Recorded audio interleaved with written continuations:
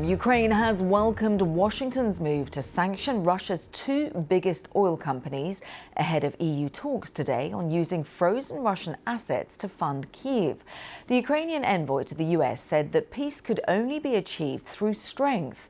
The sanctions targeting Russia's two largest oil companies, Rosneft and Lukoil, are the first direct financial punishment that the Trump administration has imposed on the Kremlin over its invasion. It comes after President Trump said a meeting planned with Russian President Vladimir Putin would be shelved indefinitely. Well, overnight, Russia again carried out strikes on Ukraine. Several civilians were reported to be killed and injured in the capital, Kyiv, and the second largest city of Kharkiv. Look, these are tremendous sanctions. These are very big. Those are against their two big oil companies, and we hope that they won't be on for long. We hope that the war will be settled. We just answered having to do with the various forms of missiles and everything else that we're looking at, but we don't think that's going to be necessary. We would like to see them just take the line that has been formed over quite a long period of time and go and let's, go home. Every time I speak with Vladimir, I have good conversations, and then they don't go anywhere. They just don't go anywhere. So in that sense, but no, look, he's fighting a war. He's in a war. That's two very competent sides, and that's the way war is. You never know with war, but I would say that it's time to make a deal. A lot of people are dying. Well, at a two-day gathering in Brussels, EU leaders are expected to consider loaning Ukraine more than $160 billion funded by the frozen Russian assets. The idea has been proposed by the bloc's foreign policy chief, Kaja Kallas. Speaking to the BBC's Today programme, she accused Vladimir Putin of trying to play Donald Trump. Here she is.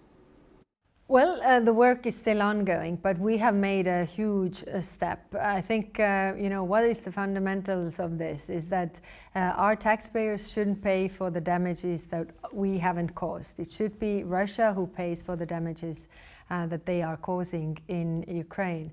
And it is also clear that the assets that have been frozen, that we are not giving them back to Russia before they have paid the damages to Ukraine, and Ukraine needs them now. But you think we won't be doing another interview with me saying, will it happen? You think it's going to happen?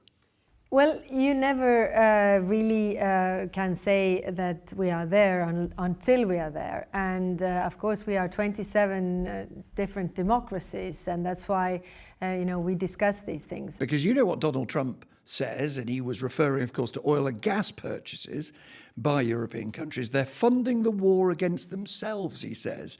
Who the hell heard of that one?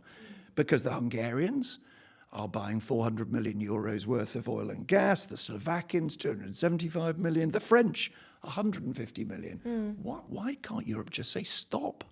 Well, we have said stop, and we have even, really decreased our, purchases of oil and gas like 80%, so a lot from the start. But it's true that we are still buying, and not all of us, but a few countries.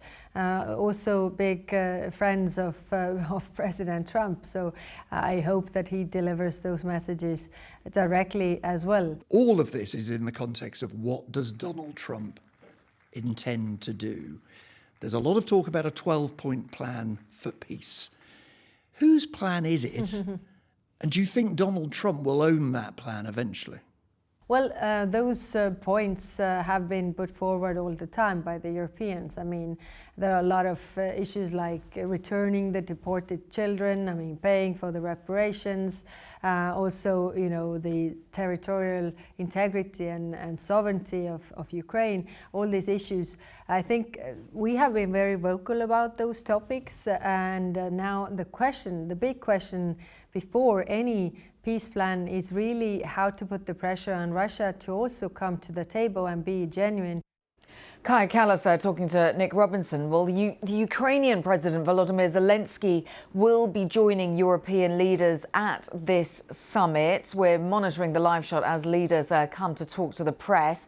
Ukraine will very much on top of the agenda after Zelensky failed to secure that deal for Tomahawk cruise missiles from Donald Trump at their last meeting, which arguably didn't go as well as they had hoped. Let's cross over to our Ukraine correspondent, James Waterhouse, who joins us in Brussels. James, so a lot of anticipation ahead of this meeting as leaders gather. Obviously, the EU always supportive of Zelensky. He's going to really want to hear that support today. Absolutely. I mean, what the European Union has tried to do time and time again is both pressure Russia to change course in its invasion of Ukraine. I mean, its 19th round of sanctions is going to be announced today, but it's also been trying to push Donald Trump to take more direct action against the Kremlin. And this two-day meeting of EU leaders couldn't have had a better injection of impetus after the US president announced sanctions on Russia's two biggest oil companies. It injects momentum on an agenda that is packed, frankly. It includes housing, migration, online regulation as governments grapple with ongoing challenges. But what strikes you being here is how defence and Ukraine still dominates. We've seen the bloc, as you've heard there, propose a sizable loan for Ukraine, £120 billion worth, to be funded by frozen Russian assets. It's also drawing up its own roadmap where it's going to spend trillions on its own defence to, it says, be ready for a Russian invasion or acts of aggression by 2030.